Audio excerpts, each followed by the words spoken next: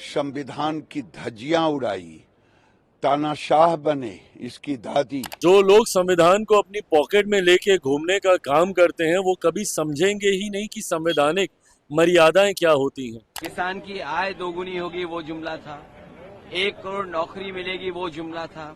कांग्रेस ने जो संविधान की धज्जियां उड़ाया उसका पर्चा उखेड़ दिया और कहा हमने जो संविधान में परिवर्तन किया वो गरीबों के लिए किया।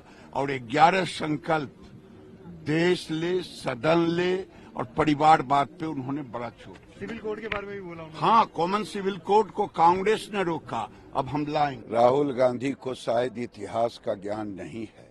जिस राहुल गांधी के खानदान में केवल संविधान की धज्जियां उड़ाई गई, कई दर्जन बार संविधान के नाम पर संविधान की धज्जियां उड़ाई, तानाशाह बने इसकी दादी, और ये नसीहत दूसरे को देते हैं। नरेंद्र मोदी ने जब भी संविधान को सहारा लिया तो गरीबों के लिया, और कांग्रेस ने जब भी सहारा लिया तो तानाशाही के लिए लिया, अपने लिए लिया। अभी हम लोगों ने देखा 5-6 महीने पहले ही लोकसभा के चुनाव संपन्न हुए, उसके ठीक बाद हम लोग हरियाणा और जम्मू कश्मीर के चुनाव में व्यस्त हुए। उसके बाद झारखंड और महाराष्ट्र के चुनाव, अब हम लोग दिल्ली के चुनाव की तैयारी कर रहे हैं, इसके बाद बिहार के, फिर असम के।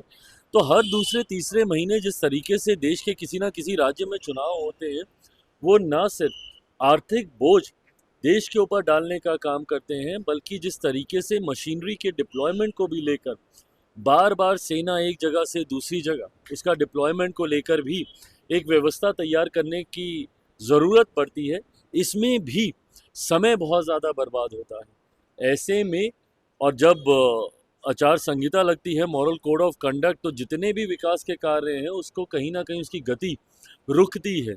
ऐसे में देश में एक ही बार चुनाव हो और वो 5 साल तक वो व्यवस्था सुचारू रूप से चलती रहे, सरकारें सिर्फ और सिर्फ देश के विकास और आर्थिक सुधार की दृष्टि से कार्य करें, इसके लिए ज़रूरी है कि एक ही साथ देश में चुनाव हो। हम लोगों ने भी जब पूर्व राष्ट्रपति जी के नेतृत्व में इस समिति का गठन किया गया था, उस वक्त भी पार्टी की तरफ से इसके पक्ष में हम लोगों ने अपनी बातों को रखने का काम किया था।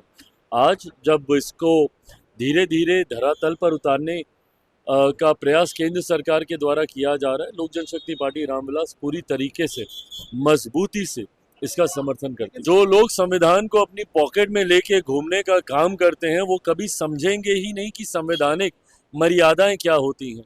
जिन लोगों ने संवैधानिक पद पे बैठे हुए लोगों को भी राजनीति से अछूता नहीं रखा, उनके ऊपर भी टीका टिप्पणी करने का काम किया, वो कभी संवैधानिक मर्यादाओं को नहीं समझ पाएंगे।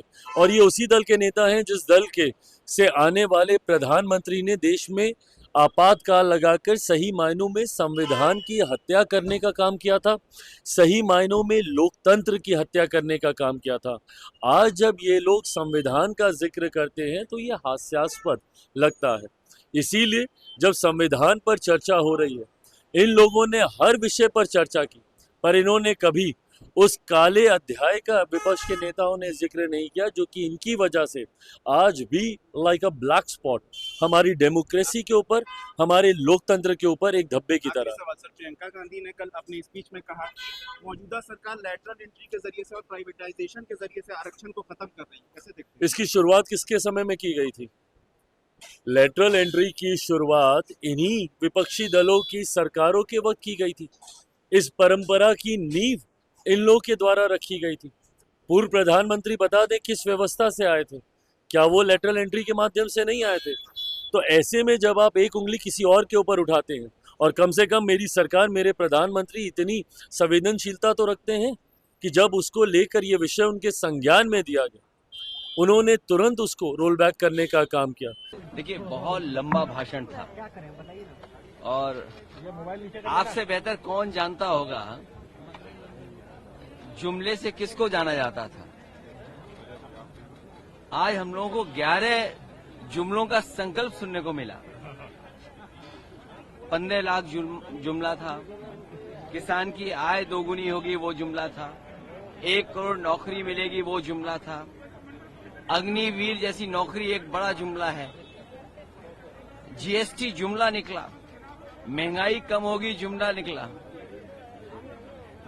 उत्तर प्रदेश में अगर याद होगा आपको कि जानवरों से सड़कें खाली हो जाएंगी, जानवर सड़कों पे नहीं दिखेंगी, वो भी जुमला निकला।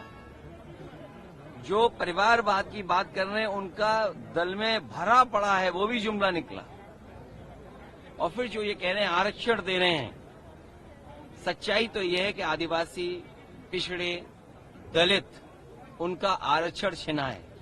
और जाति जनगणना को लेकर के कोई छोटा मोटा संघर्ष नहीं, लगातार इसको लेकर के हम लोग आगे बढ़ रहे हैं। और वो दिन आएगा जब ये जाति जनगणना भी होगी और आबादी के हिसाब से लोगों को हक और सम्मान भी मिलेगा।